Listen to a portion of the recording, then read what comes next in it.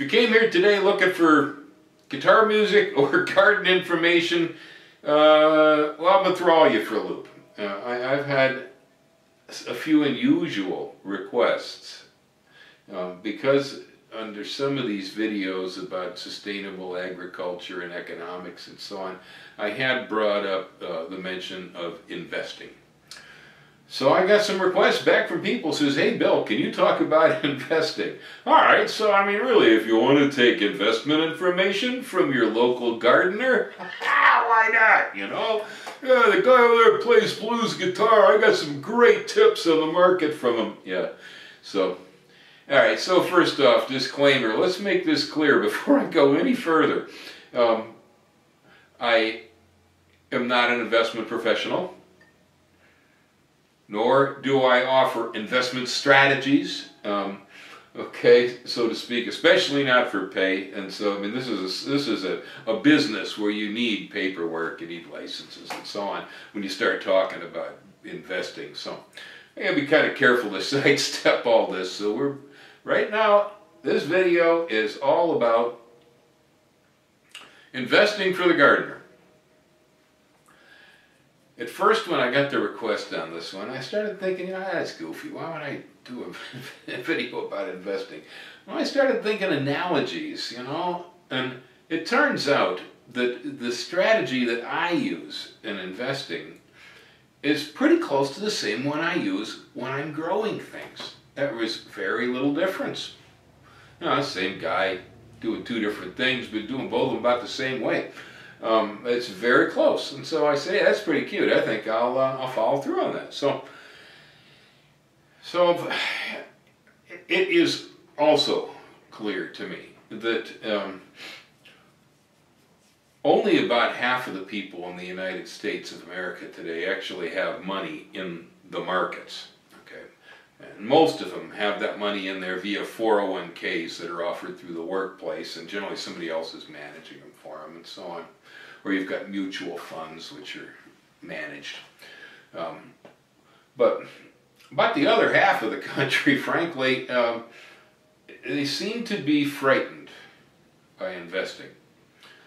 And a life lesson for myself, at least, has been, you know, if you want to work, go get a job. If you're interested in making money, invest. That's it. I mean, you'll make some money working a job. You might make a lot of money working a job, you know. This can happen. But in general, there's more money made in this country by investing than there is by working for it. And, well, being the kind of sort of fellow myself that I like to have my time to play music, to work with my plants, to live here in Hawaii, farming, which, I mean, that's a ridiculous thing to do, you know, really, that's, you know, I'm gonna move to Hawaii and farm. I mean, you want to lose your shirt, go ahead and do it, you know. You certainly can make money at that, I'm only kidding you. But it's a very difficult way. It's a really hard way to make a living, it really is. And I only do it because I love this island. It's just a great place to be. Love plants, great place for plants to grow, and I need something to keep me busy, keep me in shape. As you all know, that I ain't in the best of shape, you know, so I need a daily exercise. I need to walk up and down the hills and so on. So that's why I do that stuff. I don't really do nursery and pineapples and coffee and stuff over here because I'm planning to make a killing on it. I don't. Some of the comparisons between good investment strategies and gardening. To begin with, if you're going to invest, hey, you're going to need a little bit of cash. I mean, you don't need a lot. You don't need a lot. This is something else very, very important. You got $100, you're started. Honestly, and the reason I say that is because you can open up an online brokerage account with most of the providers out there as low-cost trading platforms, depositing only $100 into the account to get it started. So if you got a $100 bill that you're not exactly sure what to do with, or you were just going to put it in the bank where it may be safe, but it won't make you any money, okay, then, you know, open up an account and put that $100 in there. That's the beauty of market investing. We can all do it. We can all do it with tiny sums of money, and we can do it over a long period of time, slowly accumulating. This is why the market is so cool. Um, there are, and so you need that investment capital to begin with a little bit. Well, gardeners and farmers, we call that seed money. And so basically it's the same here. You need enough money to get the seed for the field. You need enough money to get an account opened up when you're investing. I think in a good investment strategy, you need patience. If you don't have patience, if you think you're going to get rich overnight or some such thing like that, you're probably going to just end up giving up on it or losing your money or so on. If you're in it for the long haul, which is what most gardeners are. I mean, when we start to develop a piece of land, right, we tend to, and we look forward towards the 10-year garden where we really got a lot of compost and the ground's nice and rich, and all that. We put in your time with it, and it's going to improve. You're planting apple trees or orange trees in a grove or an orchard.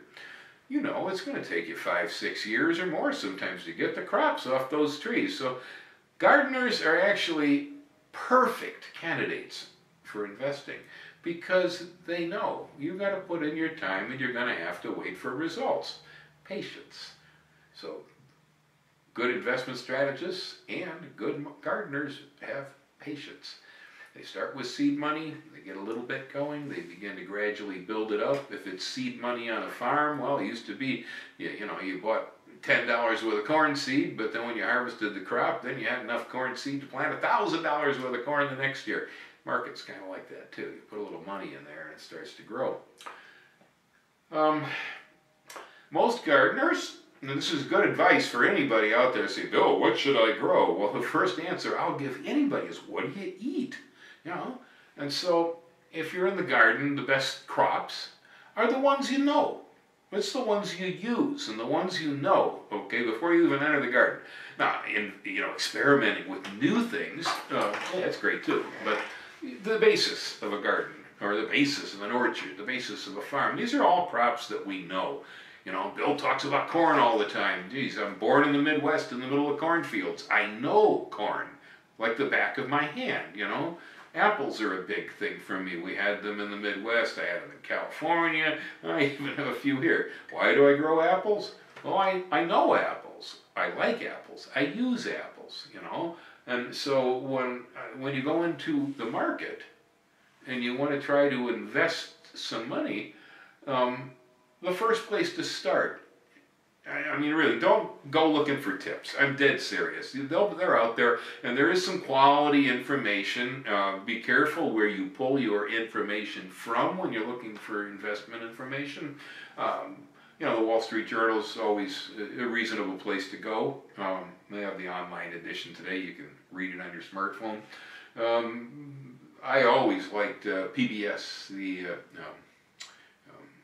Business Report on PBS. We get some guys on there, have some fairly good tips. And so there are places I might suggest that you can go and look for information. I almost never miss the Business Report, and I sit there with a pencil and I jot down stuff and throw it next to my computer. And next time I need a tip, I'll take a look at it and see what I think.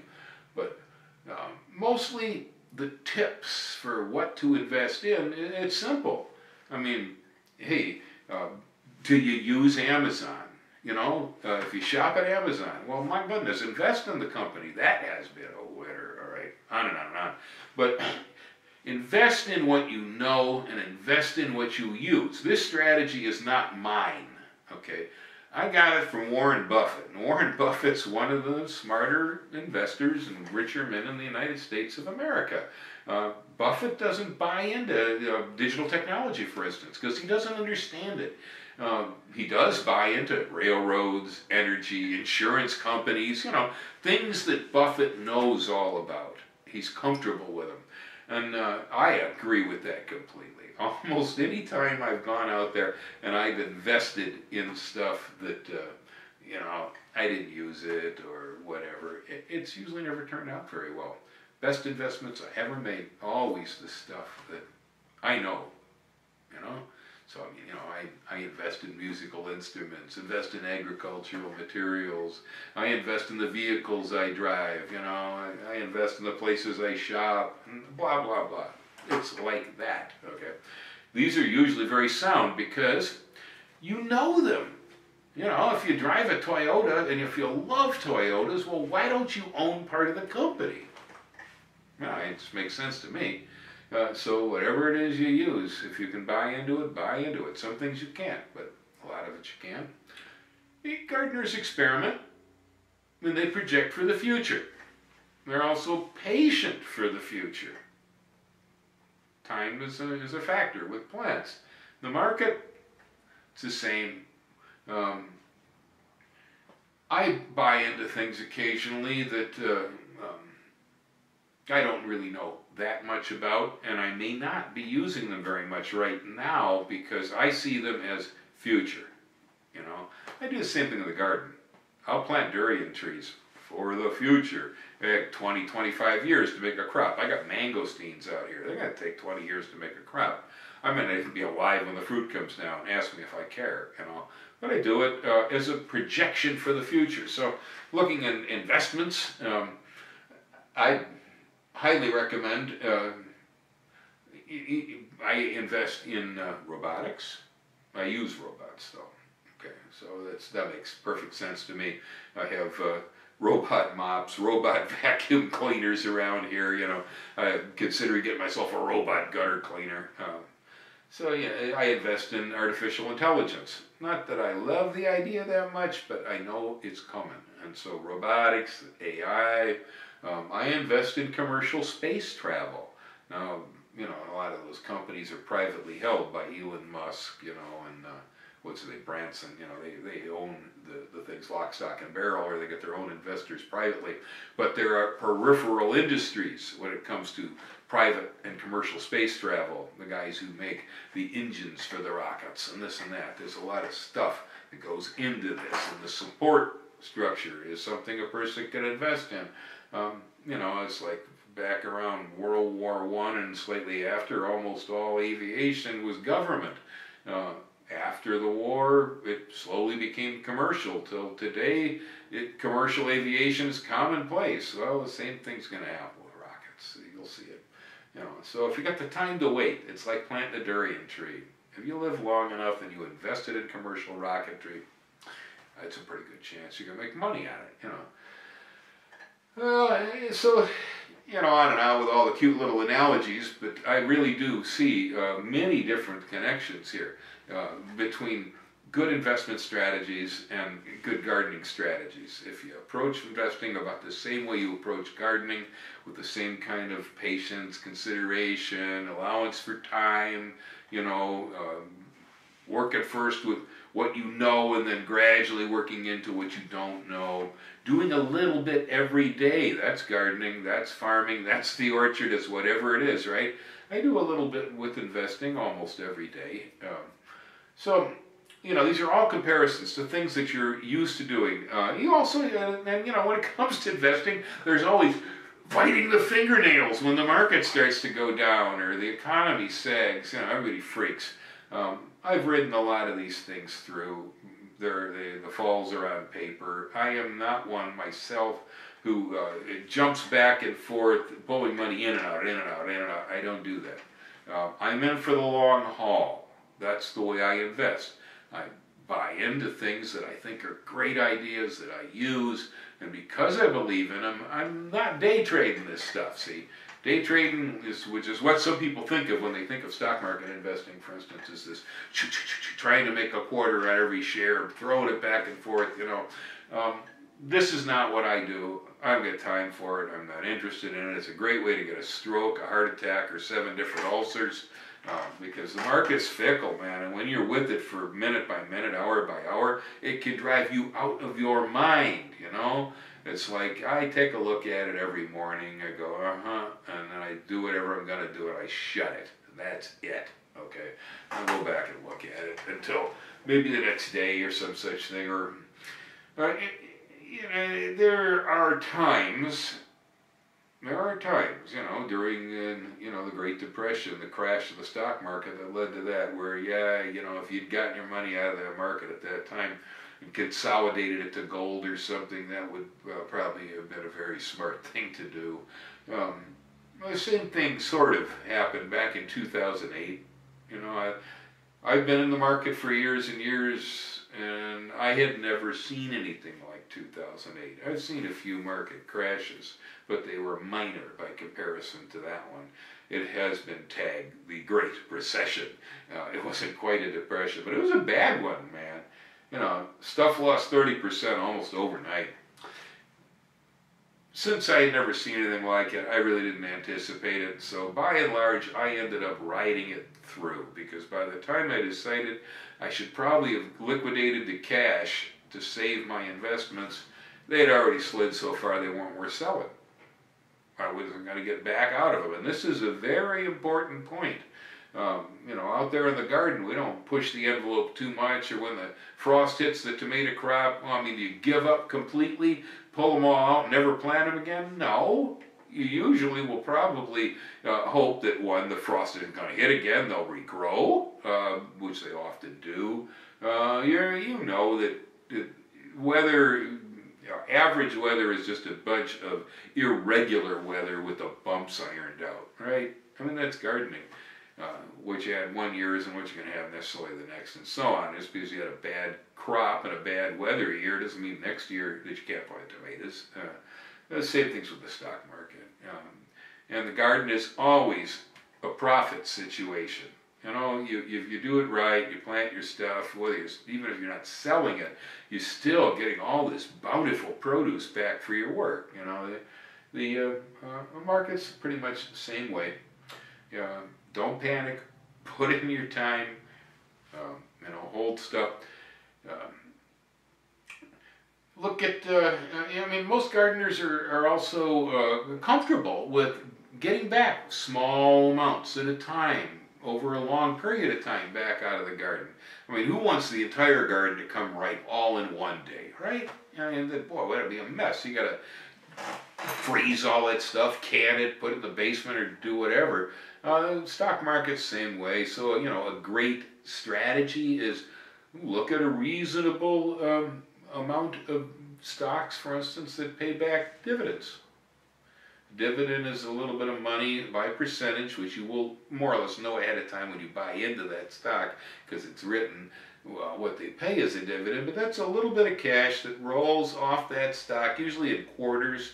That is quarters of the year. It pays out a set amount. So dividends, really high end, there's some 12% jobs out there. On the low end, there's 2 or 3%.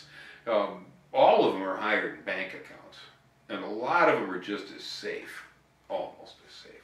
Okay, so I call it the gumball machine scenario. Yeah, it's an investment strategy just like a gumball machine. You put up a row of gumball machines somewhere, you're only getting a dime put in by each person who comes by, and the candy costs you 5 cents, so you're making a nickel on each gumball you sell. But if it's in a location where 1,000 people go by a day, and only 10% of them want a gumball, that's a lot of nickels. And it's the same with dividend stocks. It just kind of rolls off. You're not doing anything. You're out there in the garden, weeding the radishes, and ching, ching, ching, ching, ching, ching, ching. So it works like a gumball machine. Another thing, real well known to gardeners and farmers, crop diversification. If you go and you plant only watermelons, and that's all you have, if we suddenly get a weather or a bug or a disease that hits watermelons, whoa, you're down and out, that's it. But if you had watermelons, corn, lettuce, tomatoes, peppers, spinach, well, the watermelons got lost this year, but everything else did well. Market's same way. I hear people come to me and say, Bill, what should I invest in? I look at them and go, well, first off, what do you use? What do you believe in? But then, how many things do you use and believe in? the more things, the better. In the garden, the more diversified it is, the more different kind of stuff you got out there, the more nutrition you're going to get back, the more interesting your food's going to be, you know, and the safer your harvest. The same goes with investment in the market. When you're inside the market, you don't just pick a honey of the stock. This is the place where I see so many people lose completely and never go back into the market again. I'm serious. This is the best way to completely screw up a good thing is to have somebody tell you, oh man, you got to buy into this company, you know, it's great, man.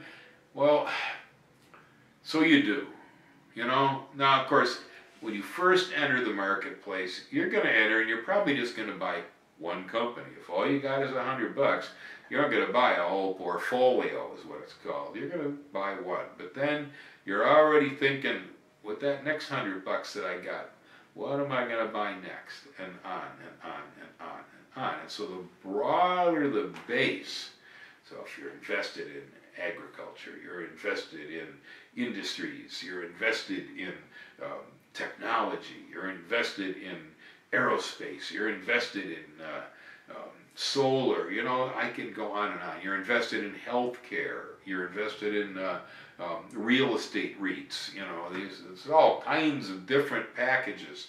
The broader the spread you give yourself across the economy and through the market, with entertainment and Disney being over here, you know, and a healthcare REIT being over there, and Amazon here, and, you know, GE over there, and whatever it is, this is going to save you. I mean, I do the 80-20 thing, all right, and I do better with the garden generally because I'm pretty good at that, but than I do with investing.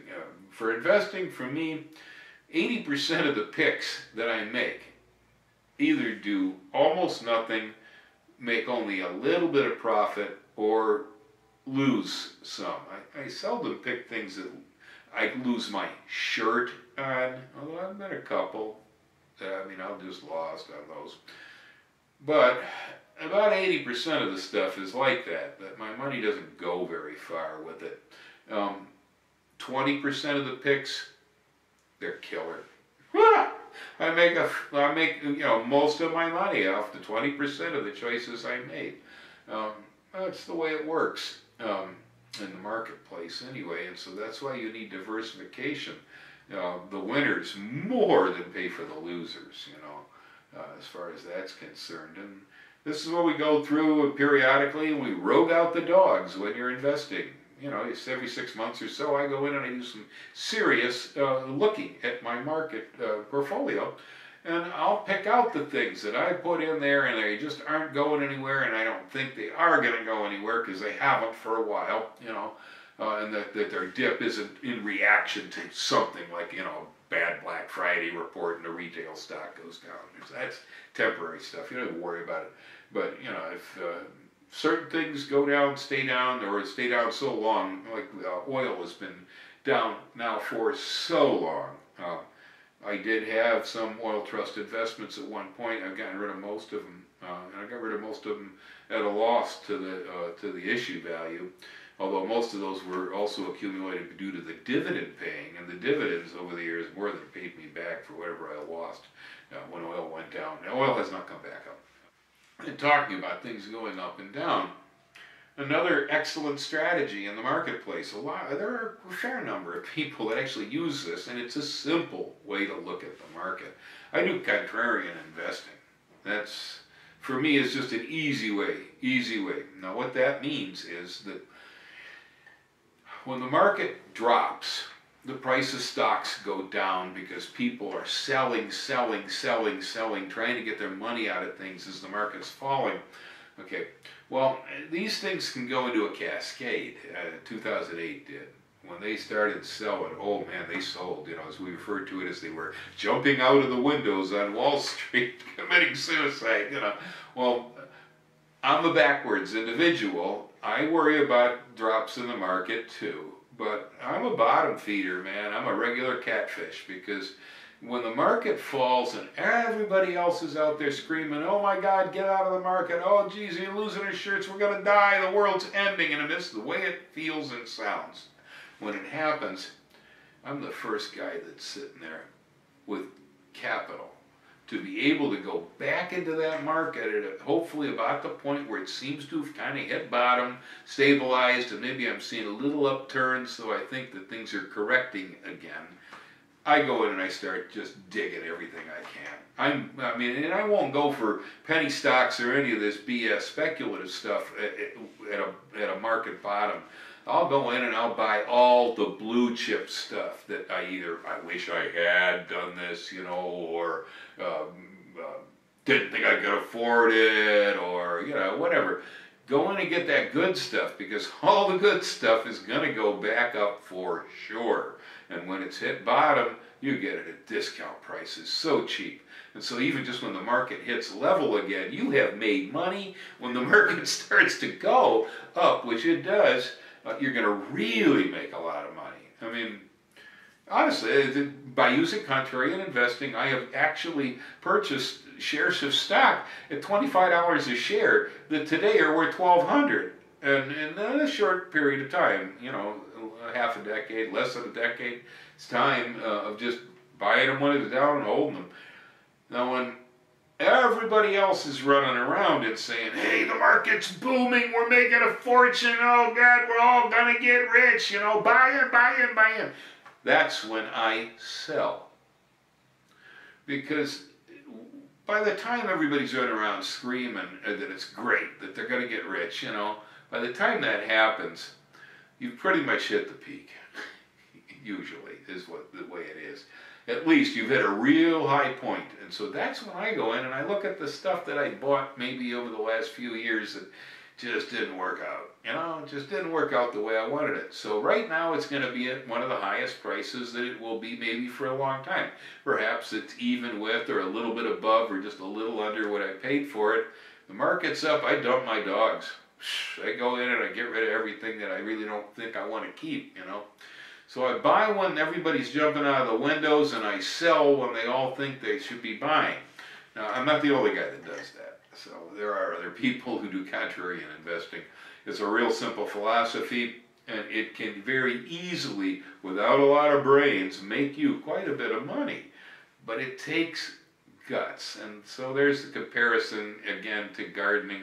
There are things that we do that they're risky, you know, or they seem against the grain, but when we succeed with them out in the field, it's so rewarding, you know. Contrarian investing is a bit like that, because you really got to bite it and go, they're telling me the world's going to end, but I'm pouring money into this.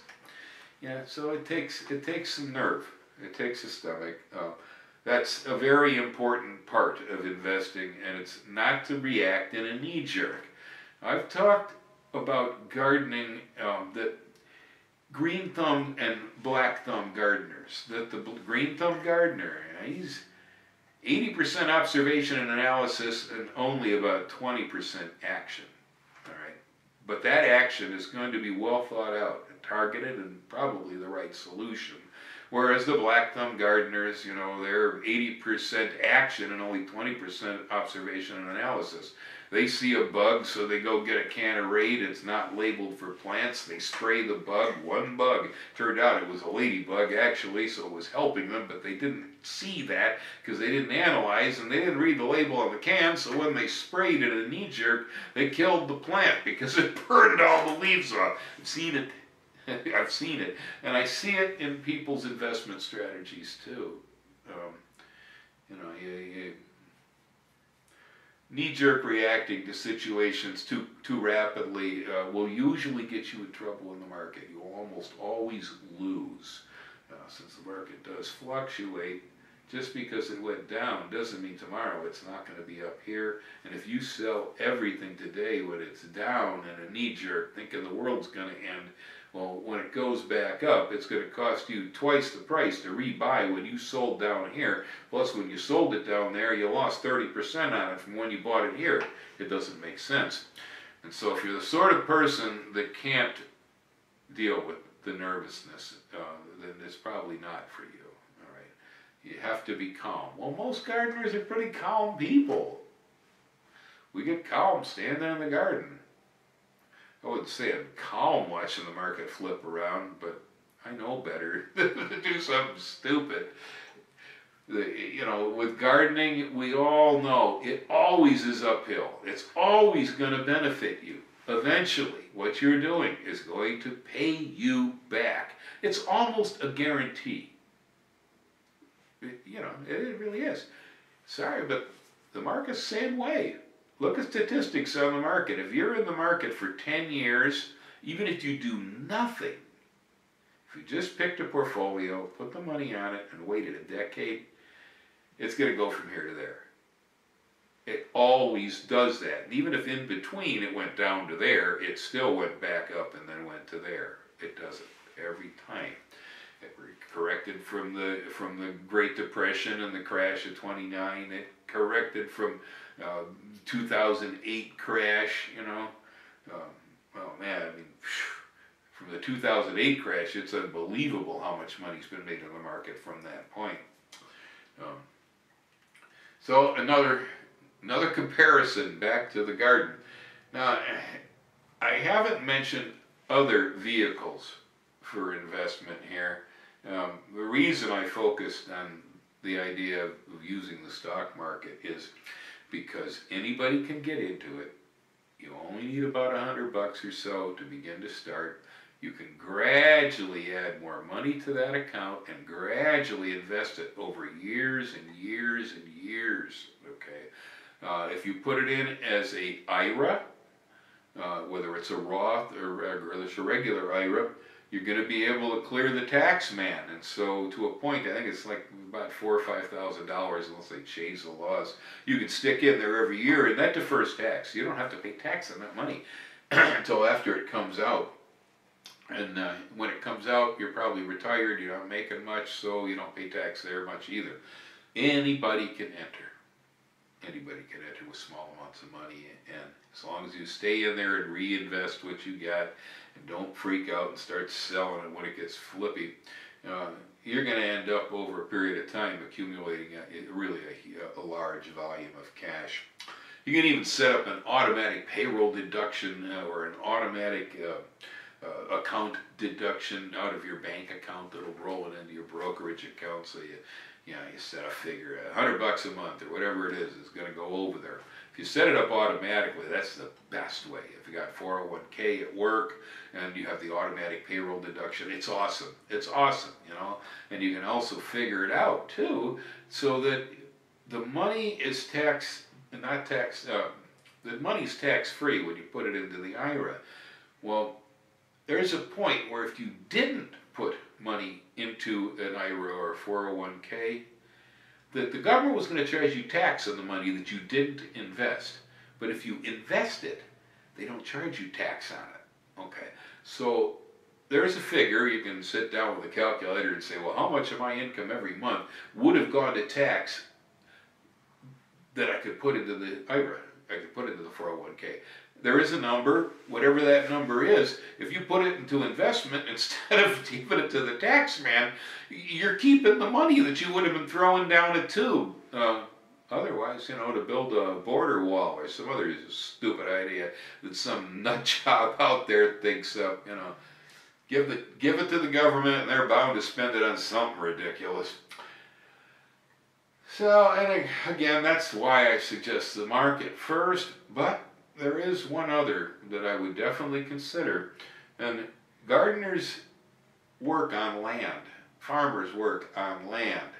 So, you know, investing in tools and so on is an excellent idea, but investing in the land that the garden sits on can also be a really good investment. Most people who have had money into real estate, you know, they know that real estate can be a really good place to put money. Depends on where you live. you know, if you live in Kansas City, well, it beats the heck out of throwing it down the hole, but you're probably not going to make a fortune on it. If you live in parts of California, if you bought the house at the right time, you made a killing when you sold it, you know. Same here in Honolulu. Highest housing prices, I think, in the country these days in Honolulu. They didn't used to be.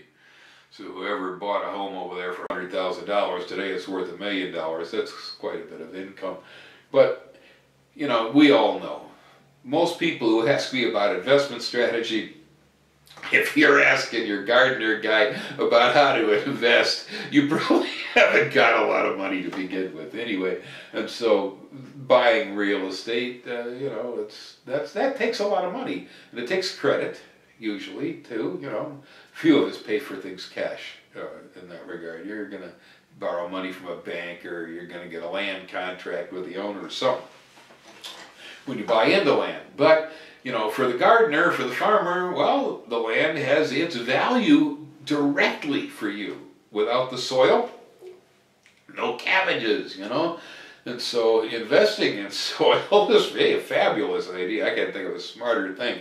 But it does take some seed money up front. There's going to be a lot more than what it takes to get into the marketplace.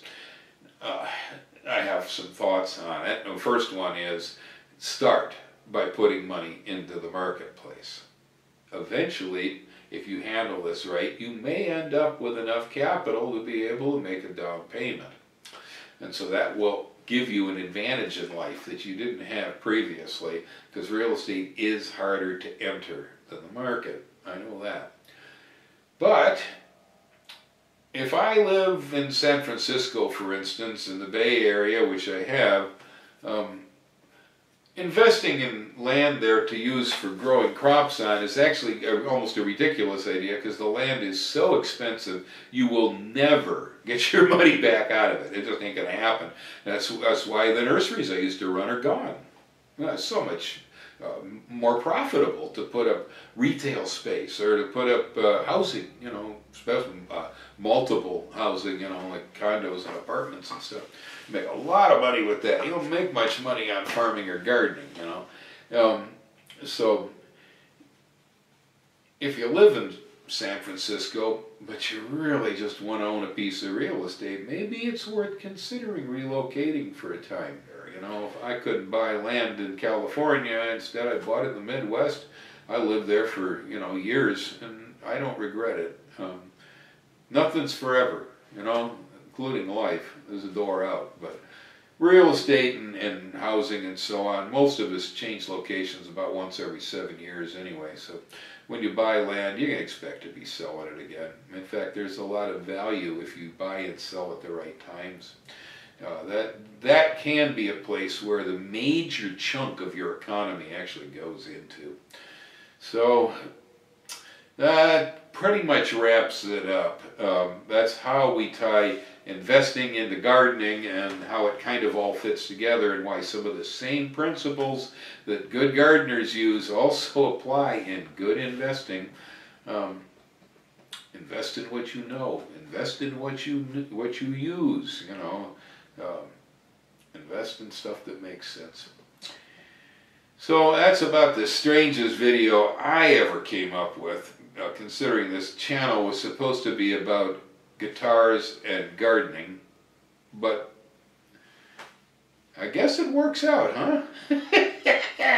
All right, aloha folks, hang loose, happy gardening, and don't sell them stocks when it dips. You have a good one.